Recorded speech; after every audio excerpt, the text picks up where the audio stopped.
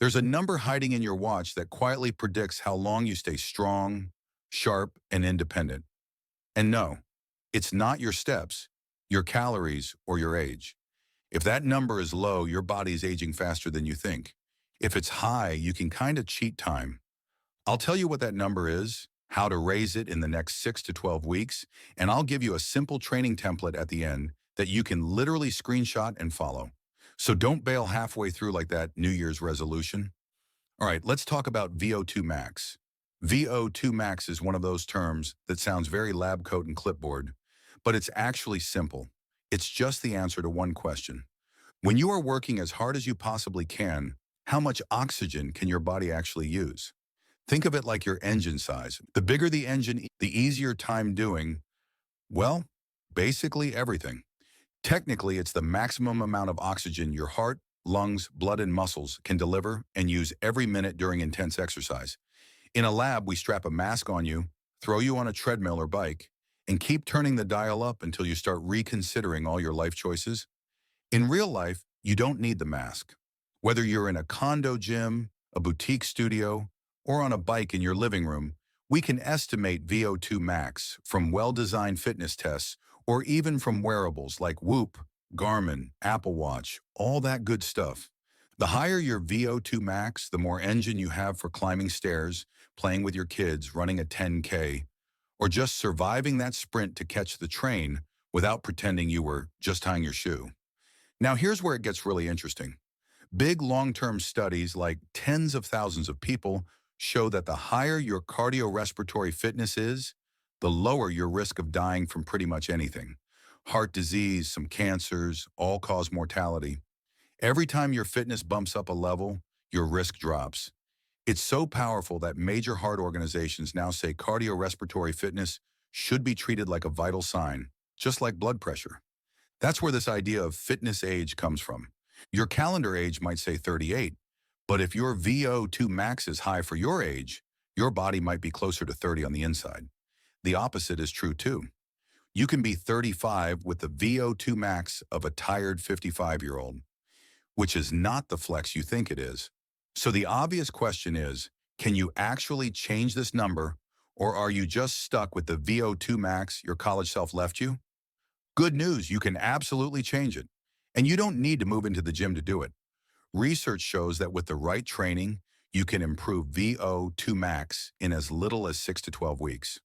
We're talking structured workouts that mix continuous aerobic work and high-intensity intervals. High-intensity interval training, HIIT, the buzzword you see everywhere, has been shown over and over to bump VO2 max in beginners, in people who are overweight, and in already fit athletes. One study even found that very short sprint intervals gave similar VO2 max improvements as those long, boring endurance sessions, with way less total workout time. So if you're a busy 28 to 45-year-old with a job, maybe kids, a social life, and a dog who hates winter, this should sound pretty good. What does this actually look like in normal person language?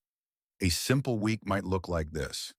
2 days per week of intervals, something like 4 to 6 rounds of 2 to 3 minutes hard and 2 to 3 minutes easy. Hard means I can talk, but only in short phrases.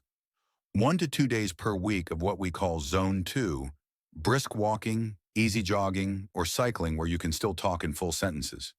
This is your I could do this for a while pace, not your I see the light pace. And then 2 to 3 strength sessions a week to keep your muscles and joints happy so your engine actually has a frame to sit in. That's it. No two-a-days, no selling your soul to cardio, just smart, repeatable work. Now you might be wondering, what's a good VO2 max for someone my age who actually has a life? Large fitness registries show that VO2 max naturally declines with age, but the range is huge. For a lot of men in their 40s, an average VO2 max is somewhere in the mid-30s to low 40s. For many women in their 40s, it's often in the high 20s to mid-30s. You do not need pro athlete numbers to be healthy. Being above average for your age group already gives you a big health advantage. So the game isn't, how do I become the fittest person on YouTube? The game is, how do I move from low to moderate or moderate to high for my age and stay there for decades?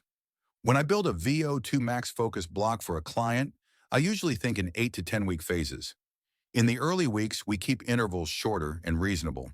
Something like 6 rounds of 1 minute hard, 2 minutes easy. We watch how you sleep, how stressed you are, how your legs feel. As your recovery improves, we gradually make intervals a bit longer or a bit harder. Never everything all at once.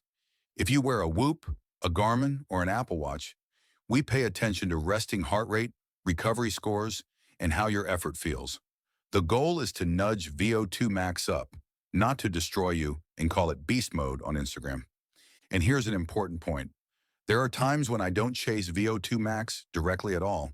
If you're barely sleeping, undereating, highly stressed, or you haven't trained in years, the priority is not all-out intervals. The priority is getting you consistent.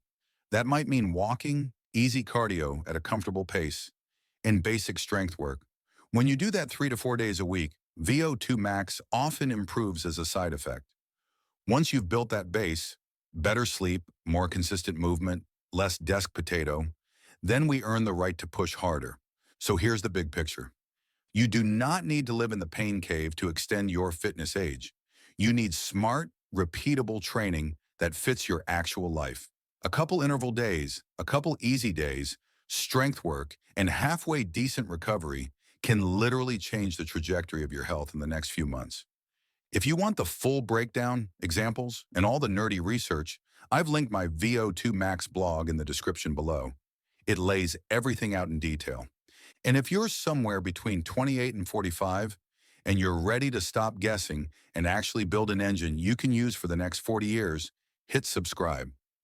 This channel is all about evidence-based training, real-life schedules, and a little bit of tough love sarcasm to keep you honest. Your calendar age is fixed.